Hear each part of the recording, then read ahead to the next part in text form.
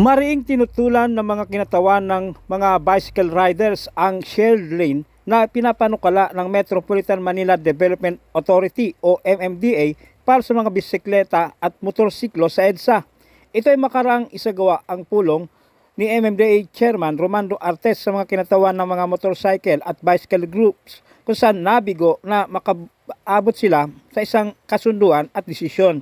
Dahil dito maghanap na lang umano ng ibang option ang MMDA para masolusyonan ang problema sa dumarami pang motorsiklo na dumaraan sa EDSA. Sa ngayon ay nasa 160,000 kada araw ang motorsiklo na dumaraan sa EDSA. Matatandang inanunsyo ng MMDA noong August 21 na kanilang huhulihin ang mga nagmumotor na gagamit ng bicycle lane sa EDSA. Sa abiso ng MMDA, disregarding traffic sign violation at 1,000 pisong multa ang matatanggap ng rider na mahuhuling dumaraan sa naturang lane. Giit ng MMDA, ang bicycle lane ay inilaan para sa cyclists o nagbibisikleta, hindi para sa motorcycle riders. Paliwanag pa ng MMDA, ang bike lane ay hindi fast lane para sa mga nagmumotorsiklo. We need to find a way to protect our cyclists. These are vulnerable road users. Pareho po yung prinsipyo sa sidewalk. The sidewalk provides a pedestrian a safe pathway so that they will not mix in the same space with motor vehicles, which is dangerous. So the same principle applies to a bike lane. Hindi dapat mawala yung sidewalk. Di ba po?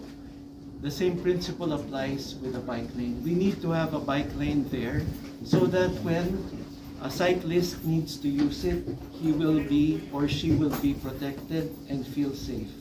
So we thank very much po yung MMDA for listening to the voices of the many cyclists today. My belief also is that for every rider, for every motorcyclist, that motorcyclist also has a family member or a good friend who is using a bicycle today. So I believe there is a shared interest between motorcyclists and bicycle users to protect each other on Philippine roads. First and foremost, ang pinaka-problema natin sa kalsada is a shared problem, ha? Hindi lang ho ng bisikleta, motorsiklo, kotse at public transport. Pinakamalaking problema natin, disiplina. Kulang na kulang tayo dyan. Naniniwala ho kasi kami sa kasabihan kung saan nagsisimula ang karapatan ng isa, nagtatapos ang karapatan ng iba. So we cannot put out yung aming right because of volume sa dami ng motorsiklo sa bansa para agawin yung lane ng mga ating siklista na may halaga din ho yung buhay nila eh. So, one life sacrificed is one too many already. Besides, using the road with a vehicle is not a right, it is a privilege. So, dapat natin respetuhin yan. Dura said, Lex, ang batas may be harsh but it is the law, kaya nandyan yan is because we need to apply discipline to all others. So kami, ang naging panawagan namin po dito is tignan ho natin kung sino talaga ang dapat nag-share ng kalsada, motorized vehicle, sama-sama, public transport on one side na protektado ang mga pasahero nila, and then you have your bicyclist na non-motorized na dapat protektado din ang kanilang buhay. For almost 20 years na pagmumotor, kami ngayon, ang naging main advocacy namin is road safety. And we become the road safety warriors. Talagang ang namin, ang pinunod namin ngayon dito is education. So nagkakaroon kami ng mga seminars. Nung ini-start pa lang yung designated bicycle lane, no?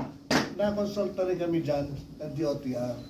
Ang sabi lang namin, kung gagawin exclusive lane for bicycle, talagang dapat bicycle lang.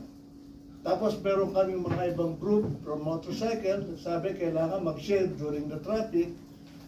siguro pag ginawa natin yan, nagtanong kami sa mga ibang group, tsaka sa group namin, isa lang ang lumabas. Meron bang magkasama ang motorcycle lane at saka bicycle lane sa buong mundo? Wala, di ba? Talagang exclusive for a bicycle lang. Hindi pwedeng pagsamahin. Bakit to? Because of safety. Ngayon, nadidinig ko lagi, magmula kanina, yung tungkol sa disiplina.